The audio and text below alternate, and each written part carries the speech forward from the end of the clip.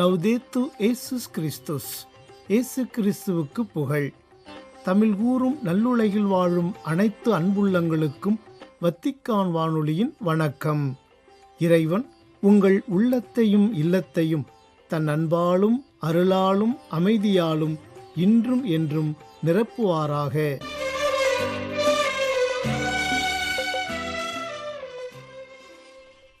அன்பு நேயர்களே, வத்திக்கான் வானொலி இன்று உங்களுக்கு வழங்கவிருப்பவை: தடம் தந்த தகைமை, திருத்தந்தையின் புதன் பொது மறைக்கல்வி உரை மற்றும் செய்திகள்.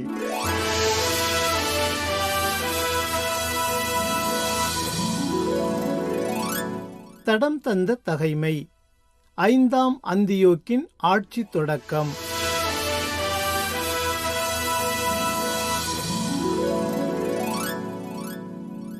எப்பிபான் என்று பெயர் பெற்றிருந்த அந்தியோக்கின் முடிவு இவ்வாறு அமைந்தது.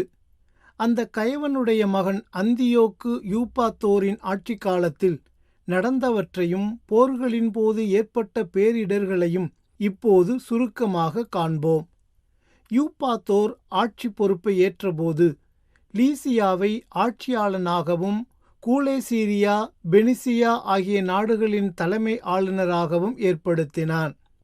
முன்பு யூதர்களுக்கு இழைக்கப்பட்டிருந்த அநீதியை முன்னிட்டு அவர்களுக்கு நீதி வழங்குவதில் மக்ரோன் என்று அழைக்கப்பெற்ற தாலமி முன்னோடியாக திகழ்ந்தான். அவர்களோடு நல்லுறவை ஏற்படுத்த முயன்றான். இதன் விளைவாக மன்னனின் நண்பர்களால் யூப்பாத்தோர் முன் அவன் குற்றம் சாட்டப்பட்டான். பிலமேத்தோர் தன்னிடம் ஒப்படைத்திருந்த சைப்ரஸ் நாட்டை கைவிட்டதாலும் அந்தியோக்கு எப்பிபானோடு சேர்ந்து கொண்டதாலும் துரோகி என்று எல்லோரும் தன்னை அழைப்பதை தன் காதால் கேட்டான். தன் பதவிக்கு ஏற்ற மரியாதையை பெற முடியாததால் நஞ்சு உண்டு தன் உயிரை மாய்த்து கொண்டான்.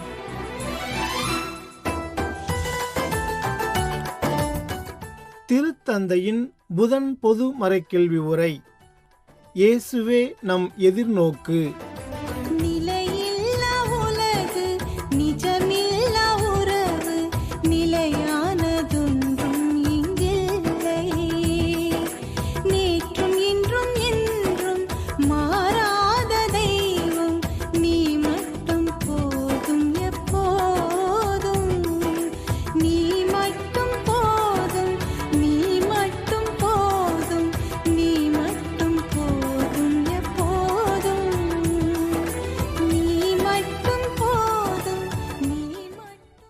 டிசம்பர் 17 புதன்கிழமை வத்திக்கானின் புனித பேதுரு பெருங்கோவில் வளாகம் முழுவதும் பல்வேறு நாடுகளைச் சேர்ந்த திருப்பயணிகளால் நிறைந்திருந்தது.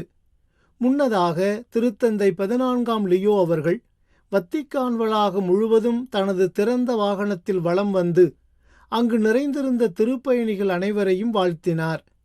அப்போது மகிழ்ச்சி பொங்க திருப்பயணிகள் அனைவரும் தங்கள் கரங்களை தட்டி திருத்தந்தையை வரவேற்றனர்.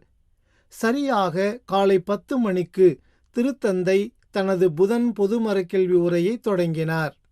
இயேசு கிறிஸ்து நமது எதிர்நோக்கு என்ற யூபிலி ஆண்டு தலைப்பில் 4வது பிரிவாக கிறிஸ்துவின் உயிர்த்தெழுதலும் தற்போதைய உலகின் சவால்களும் என்ற தலைப்பில் தனது மறைக்கல்வி உரை சிந்தனைகளை வழங்கி வருகிறார் திருத்தந்தை. இந்நாளில் இயேசு கிறிஸ்துவின் பாஸ்கா என்ற 8வது துணை தலைப்பில் ஓய்வற்ற இதயத்தின் புகலிடமாக பாஸ்கா என்ற மையச் சிந்தனையில் திருப்பயணிகளுடன் தனது சிந்தனைகளை பகிர்ந்து கொண்டார். முதலில் மத்தேயு நற்செய்தியிலிருந்து இறை வார்த்தைகள் ஆங்கிலம் மற்றும் பல்வேறு ஐரோப்பிய மொழிகளில் வாசிக்கப்பட்டன. இப்போது வாசகத்திற்கு செவிமடுப்போம். தூய மத்தேயு எழுதிய நற்செய்தியிலிருந்து வாசகம். மண்ணுலகில் உங்களுக்கென செல்வத்தை சேமித்து வைக்க வேண்டாம். இங்கே பூச்சியும் துருவும் அழித்துவிடும், திருடரும் அதை கன்னமிட்டு திருடுவர். ஆனால் விண்ணுலகில் உங்கள் செல்வத்தை சேமித்து வையுங்கள். அங்கே பூச்சியோ துருவோ அழிப்பதில்லை, திருடரும் கன்னமிட்டு திருடுவதில்லை. உங்கள் செல்வம் எங்கு உள்ளதோ அங்கே உங்கள் உள்ளமும் இருக்கும். இது ஆண்டவரின் அருள்வாக்கு. இறைவா உமக்கு நன்றி. நற்செய்தியை தொடர்ந்து திருத்தந்தை தனது புதன் பொதுமறை கேள்வி உரை சிந்தனைகளை பகிர்ந்து கொண்டார். Cari fratelli e sorelle, buongiorno e benvenuti.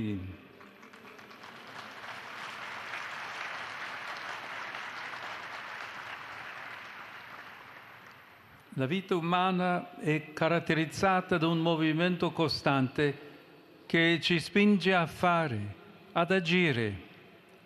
Oggi si richiede ovunque rapidità nel conseguire risultati ottimali negli ambiti più svariati. In che modo la risurrezione di Gesù illumina questo tratto della nostra esperienza? அன்புள்ள சகோதரர் சகோதரிகளே, மனித வாழ்க்கை என்பது செய்வதற்கும் செயல்படுவதற்கும் நம்மை தூண்டும் ஒரு நிலையான இயக்கத்தால் குறிக்கப்படுகிறது. இன்று எல்லா இடங்களிலும் மிகவும் மாறுபட்ட துறைகளில் உகந்த முடிவுகளை அடைவதில் வேகம் தேவைப்படுகிறது. இயேசுவின் உயிர்த்தெழுதல் நமது அனுபவத்தின் இந்த பார்வையை எவ்வாறு வெளிச்சம் போட்டு காட்டுகிறது? இறப்பின் மீதான அவரது வெற்றியில் நாம் பங்கு கொள்ளும்போது நாம் ஓய்வெடுப்போமா? நாம் ஓய்வை கண்டடைவோம் என்று விசுவாசம் நமக்கு உறுதியளிக்கின்றது. எதுவும் செய்யாமலல்ல, மாறாக அமைதியாலும் மகிழ்ச்சியாலும் நிரப்பப்பட்ட கடவுளின் ஓய்வில் நுழைவதன் வழியாக நாம் அதனை கண்டடைவோம். இது ஒரு கேள்வியை எழுப்புகிறது. இந்த ஓய்வுக்காக நாம் காத்திருக்க வேண்டுமா, அல்லது அது இப்போதே நம்மை மாற்றத் தொடங்குமா?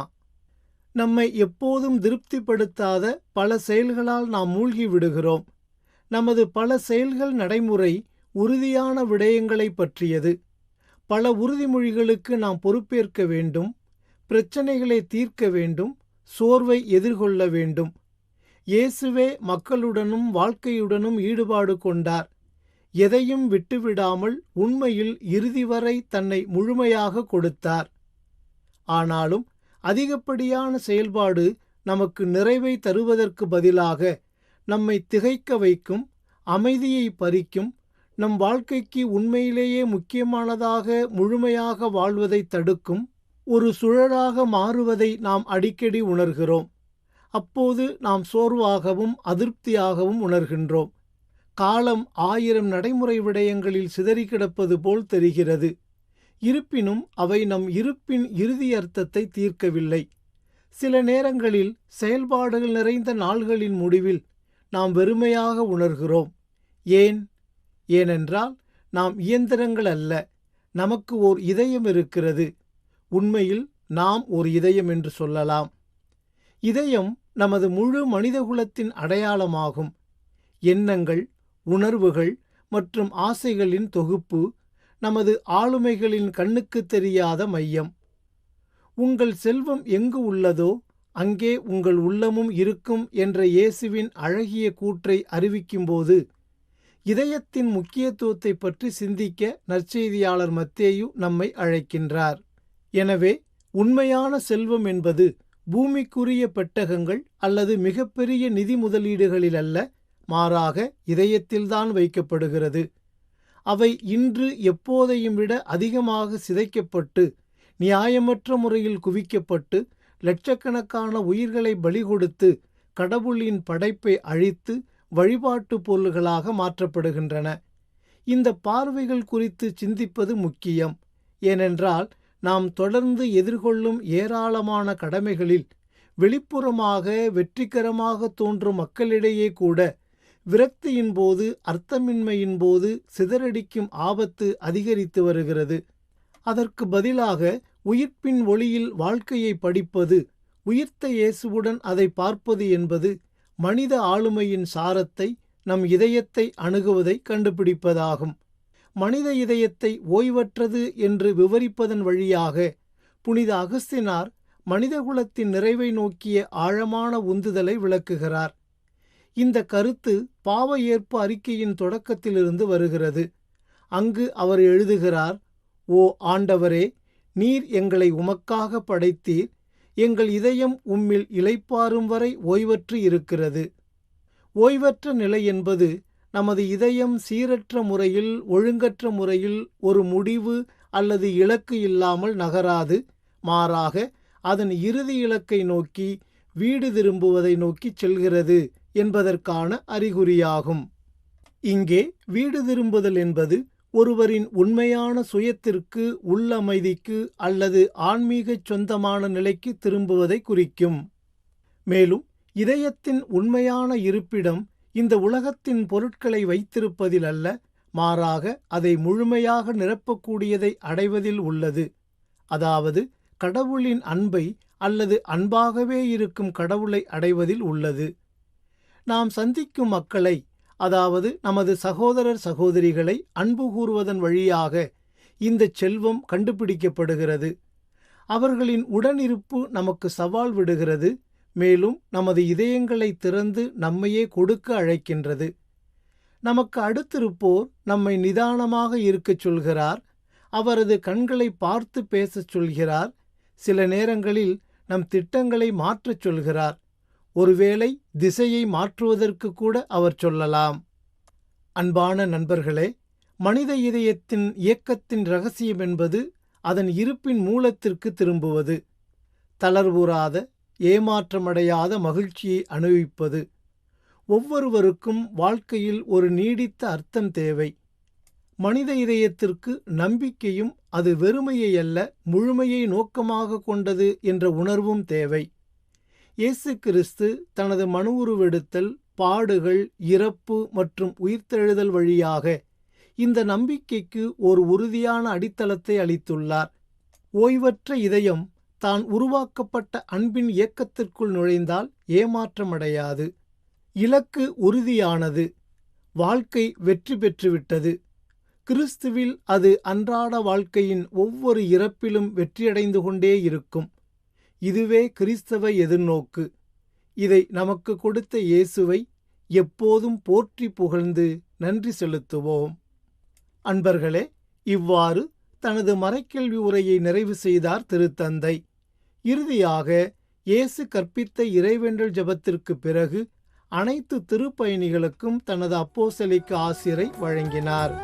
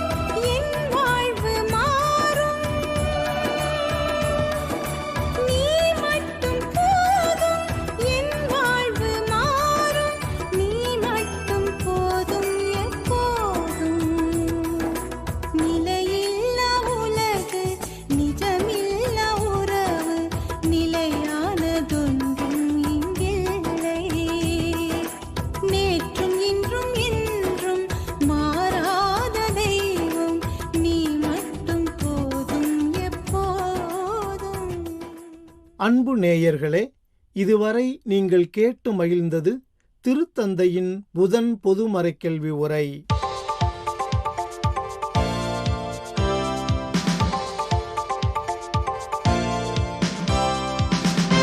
செய்திகள்.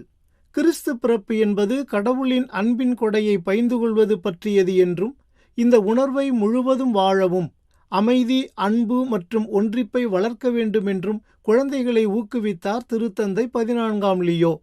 டிசம்பர் 16 செவ்வாய்க்கிழமையன்று திருத்தந்தையர்களின் கோடைகால ஓய்விடமான காஸ்தல் கந்தோல்ஃபோவில் உள்ள திருத்தந்தை 6ஆம் பவுல் தொடக்கப்பள்ளியில் இடம்பெற்ற கிறிஸ்துமஸ் இசை நிகழ்ச்சியில் கலந்து கொண்டு மாணவர்கள் மற்றும் அவர்களது குடும்பத்தினருக்கு வழங்கிய உரையில் இவ்வாறு கூறினார் திருத்தந்தை. பல்வேறு மொழிகளில் கிறிஸ்து பிறப்பு பாடல்களை கேட்பது மிகவும் அழகாக இருந்தது என்றும், குழந்தைகள் வெவ்வேறு மொழிகளில் பாடுவதை கேட்பது கிறிஸ்து பிறப்பு ஒவ்வொருவரின் இதயத்திலும் மகிழ்ச்சியையும் அமைதியையும் எழுப்புகிறது என்பதை புரிந்து கொள்ள அனைவருக்கும் உதவுகிறது என்றும் கூறினார் திருத்தந்தை. கடவுள் நம் அனைவருக்கும் அவரது அன்பை கொடையாக கொடுக்க விரும்பிய நிகழ்வுதான் கிறிஸ்து பிறப்பு என்று மொழிந்த திருத்தந்தை, கடவுள் மனிதகுலத்திற்கு, குறிப்பாக சிறியவர்களுக்கும் மிகவும் வலுகுறைந்தவர்களுக்கும் அதிக நெருக்கமாக இருக்கிறார் என்பதை வலியுறுத்தி கூறினார். தற்போதைய காலம் விரைவான மாற்றத்தாலும் பல அவசர தேவைகளாலும் குறிக்கப்பட்டுள்ளது என்றும், எல்லைப்புற பகுதிகளில் ஒத்துழைப்பு மற்றும் மறைபரப்பு பணியில் பெண் துறவியரின் அர்ப்பணிப்பு நற்செய்திக்கு ஒரு வலிமை வாய்ந்த சான்றாக மாறுகிறது என்றும் கூறியுள்ளார் திருத்தந்தை 14ஆம் லியோ. UIST எனப்படும் உலகளாவிய பெண் துறவு சபைகளின் தலைவர்கள் அமைப்பின் 60வது ஆண்டு நிறைவை முன்னிட்டு அதன் தலைவர் அருள் சகோதரி ஓனா ஒஷேகா அவர்களுக்கு அனுப்பியுள்ள கடிதம் ஒன்றில் இவ்வாறு கூறியுள்ளார் திருத்தந்தை. அவர்களின் இந்த ஆண்டு விழா எதிர்நோக்கின் யூபிலி ஆண்டுடன் ஒன்றிணைந்து செல்கிறது என்பதை குறிப்பிட்டுள்ள திருத்தந்தை, பெண் துறவரத்தார் யாவரும் இறைமக்கள் அனைவருடனும் இணைந்து திருப்பயணிகளாகவும் மறைபரப்பு பணியின் சீடர்களாகவும் இருக்க வேண்டும் என்று வலியுறுத்தியுள்ளார். இந்த 60 ஆண்டுகளில் 6 கண்டங்களிலிருந்தும் வந்த பெண் துறவு சபைகளின் தலைவர்களிடையே உரையாடலுக்கான இடத்தை இந்த அமைப்பு எவ்வாறு வளர்த்துள்ளது என்பதை நினைவுகூர்ந்துள்ள திருத்தந்தை, அவர்களின் தனிவரங்களின் வளமையையும் தூயாவியாரின் கொடைகளையும் திரு அவை மற்றும் உலகத்தின் நன்மைக்காக எவ்வாறு பகிர்ந்து கொண்டுள்ளனர் என்பதையும் குறிப்பிட்டுள்ளார்.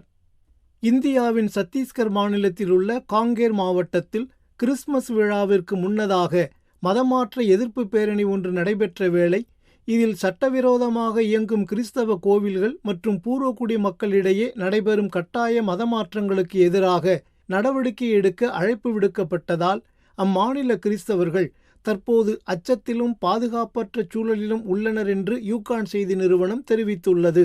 கட்டாயப்படுத்துதல் அல்லது தூண்டுதல் மூலம் நடக்கும் மதமாற்றங்களை மட்டுமே தாங்கள் எதிர்ப்பதாக பேரணியில் கலந்து கொண்ட இந்து மத தலைவர்கள் கூறினாலும், இந்த நிகழ்வானது கிறிஸ்தவ சமூகத்திற்கு எதிராக திட்டமிட்டு தொடர்ச்சியாக முன்னெடுக்கப்படும் ஒரு விரோத போக்கை பிரதிபலிக்கிறது என்று கிறிஸ்தவ தலைவர்கள் தெரிவித்துள்ளதையும் எடுத்துக்காட்டியுள்ளது அச்செய்தி நிறுவனம். குறிப்பாக பூர்வகுடி மக்கள் வாழும் பகுதிகளில் மிரட்டல்கள், உடல் ரீதியான தாக்குதல்கள் மற்றும் சமூக புறக்கணிப்புகள் அதிகரித்து வருகின்றன என்றும், இதில் உயிரிழந்தவர்களை அடக்கம் செய்ய அனுமதி மறுக்கப்படுவதும், கிராமங்களிலிருந்து கிறிஸ்தவ குடும்பங்கள் வெளியேற்றப்படுவதும் அடங்கும் என கூறும் கிறிஸ்தவ ஆர்வலர்களின் எண்ணங்களையும் அச்செய்தி நிறுவனம் எடுத்துக்காட்டியுள்ளது. இந்தியாவின் மத்திய பிரதேச உயர்நீதிமன்றம் தலத்திரு அவையினர் நடத்தும் பள்ளிகள் உட்பட தனியார் பள்ளிகளை அதிகப்படியான கட்டணம் வசூலித்த வழக்குகளிலிருந்து விடுவித்துள்ள அதேவேளை, மாநில அரசுகளின் விரோத மனப்பான்மையையும் அதிகார வரம்பையும் மீறி செயல்பட்டுள்ளதையும் அந்நீதிமன்றம் கண்டித்துள்ளது. கல்வி கட்டணத்தை நிர்ணயிக்கவோ அல்லது பள்ளி நிர்வாகத்தில் தலையிடவோ அதிகாரிகள் அதிகாரம் பெறவில்லை என்றும், சட்டவிரோத கட்டண உயர்வு குறித்த குற்றச்சாட்டுகளை நிரூபிக்க அவர்கள் தவறிவிட்டார்கள் என்றும் தீர்ப்பளித்துள்ள அதேவேளை, பள்ளிகள் ஏறத்தாழ 38 கோடி ரூபாயை திரும்ப செலுத்த வேண்டும் என்று அதிகாரிகள் பிறப்பித்திருந்த உத்தரவுகளையும் நீதிமன்றம் ரத்து செய்துள்ளது. கட்டண முறைகேடுகள் என கூறப்படும் குற்றச்சாட்டின் பேரில் கிறிஸ்தவ அருள்பணியாளர்கள், இருபால் துறவியர் மற்றும் பள்ளி முதல்வர்கள் உட்பட 20 பேர் கடந்த 2023ஆம் ஆண்டில் கைது செய்யப்பட்டதை தொடர்ந்து இந்த வழக்கு விசாரணைக்கு வந்தது. பிலிப்பீன்ஸ் நாட்டு அரசால் முன்மொழியப்பட்ட அரசு நலவாழ்வு உதவி திட்டத்தை விமர்சித்துள்ள மூத்த கர்தினால் பாப்புலோ விர்ஜிலியோ டேவிட் அவர்கள், இது ஆதரவு அரசியலையும் ஊழலையும் ஊக்குவிக்கும் என்றும் எச்சரித்துள்ளார். வரும் 2026ஆம் ஆண்டுக்காக திட்டமிடப்பட்டுள்ள ஏழை மற்றும் நிதி வசதியற்ற நோயாளர்களுக்கான மருத்துவ உதவி திட்டம் ஒரு நலவாழ்வு நிதி முறைகேடு போல செயல்படுவதாகவும் கர்தினால் டேவிட் கூறியுள்ளார். இத்துடன் வத்திக்கான் வானொலியின் தமிழ் ஒலிபரப்பு நிறைவு பெறுகின்றது. உங்கள் செவிமடுத்தலுக்கு நன்றி. வணக்கம்.